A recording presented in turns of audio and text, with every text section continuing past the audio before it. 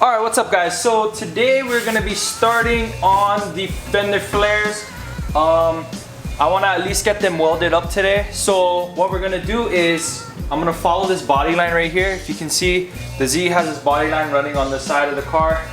That's gonna be the top line that I'm gonna cut. And then the bottom, I'm just gonna cut maybe about an inch from the bottom of this fender line right here.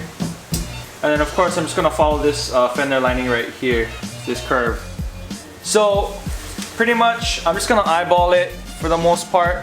I'm just gonna tape this fender line, hopefully it stays good. But before we do that, I'm gonna go ahead and actually pop off the Z emblem right here, and then I'm gonna go ahead and grind this down to bare metal. That way when I want to weld it, I don't have to like grind down these, you know, these wobbly pieces of metal. So let's go ahead and pop this off and grind this down. Alright, so to remove it is pretty simple.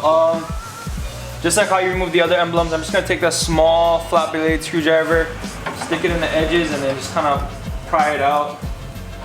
It is held on by some sticky two-way tape in the back, so it may need to be manhandled just a little bit, but for the most part it shouldn't be too difficult to pull out. There you go, just like that. Set that aside. So this is the part where we're pretty much gonna have to commit to doing this, because I'm gonna go ahead and grind down this whole paint. So I got this grinder here with a flap disc on it, and let's go ahead and grind off this paint.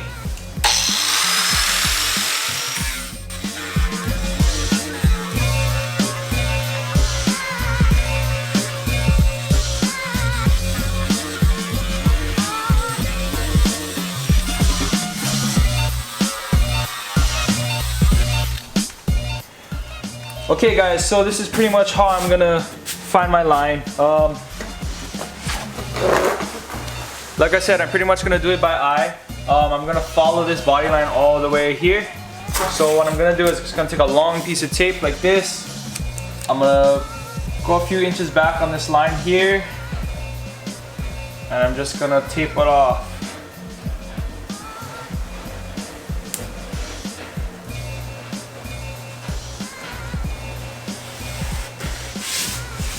Like that. I'll continue it all the way till I hit the end of the fender.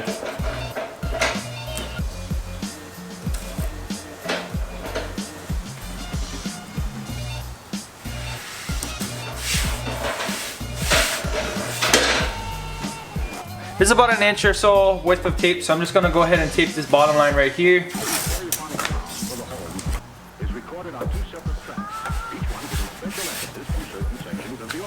Alright, so I got the bottom line taped off, the top line taped off. Now I'm not going to cut all the way to the edge of the fender. I'm just going to go about a tape width to the very edge of the fender. Same on the bottom.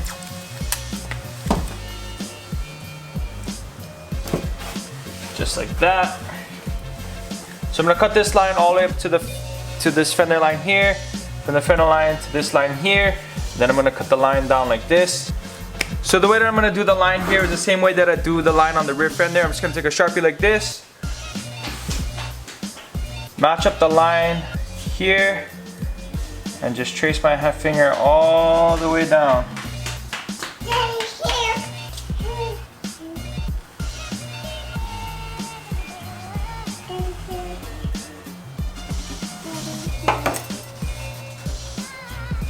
Just like that.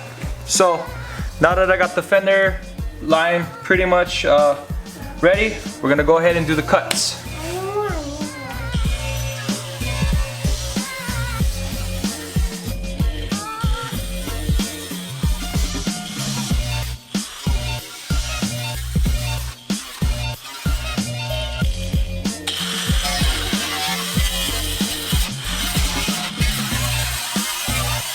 So we're gonna start working on this curve right here. I'm just gonna be using the cutoff wheel because the wheel's a little bit smaller. It's gonna be easier to be a little bit more precise, especially on this curve right here. So we're gonna go ahead and start cutting this slowly.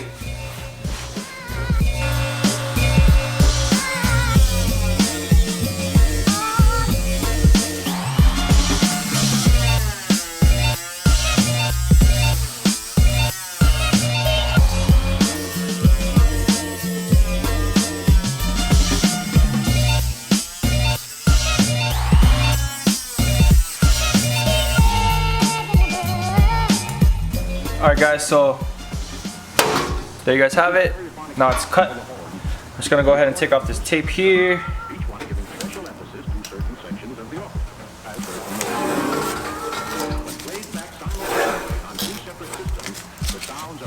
Alright, so I have these magnets here.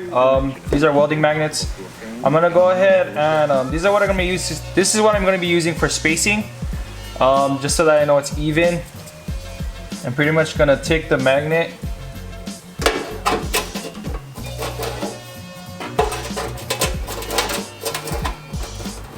put one up here, take this other magnet and put the other one just like this. So for the most part, this is pretty much what the fender vent is gonna look like. Now I just have to make a template and cut this out of sheet metal. So for the sheet metal, I believe I'll be using 18 gauge. It's what my Home Depot had in stock for the smaller sheets, because I don't need a whole ton for this. So I'm pretty much just gonna put sheet metal here and here. I'm gonna leave this for a vent, obviously. I might get some black mesh and put it here, but I'm not too sure yet. For now, I'm just gonna leave it open. I do have these fender liners still in, so I'm debating if I'm gonna take those out or not. But for now, I'm gonna go ahead and make templates for this and this, cut it out, and then tack them in place. Alright guys, so I roughly cut out a piece of metal that's gonna go in here. I cut it a little bigger just so that way I can fine tune it down with the grinder. But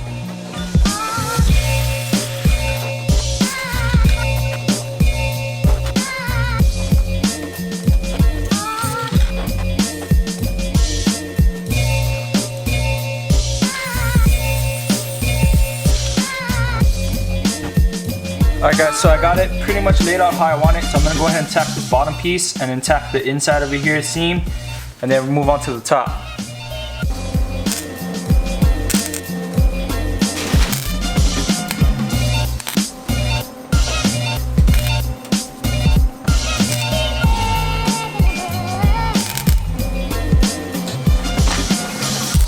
You see, stereophonic sound for the home is recorded on two separate tracks, each one giving special emphasis to certain sections of the orchestra, as heard from those positions.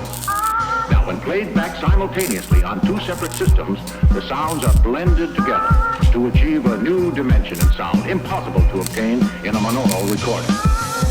Okay, so I got the bottom tacked it on pretty good. I'm just gonna go ahead and cut out the template for the top, and then we're gonna go ahead and do the same thing, tack it in place, and then we can take the fender off.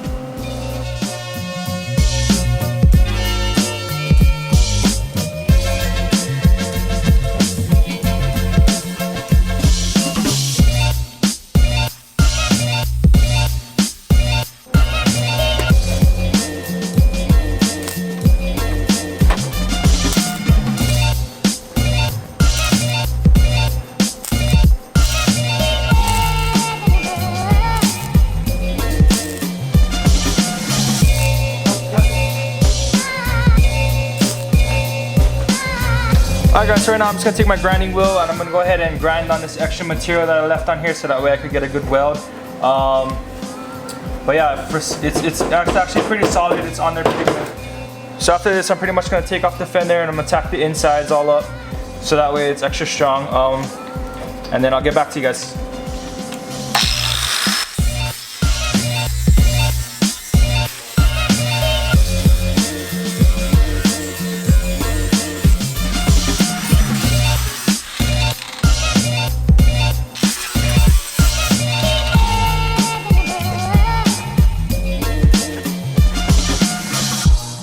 Stereophonic sound for the home is recorded on two separate tracks, each one giving special emphasis to certain sections of the orchestra, as heard from those positions. Now, when played back simultaneously on two separate systems, the sounds are blended together to achieve a new dimension in sound impossible to obtain in a monaural recording.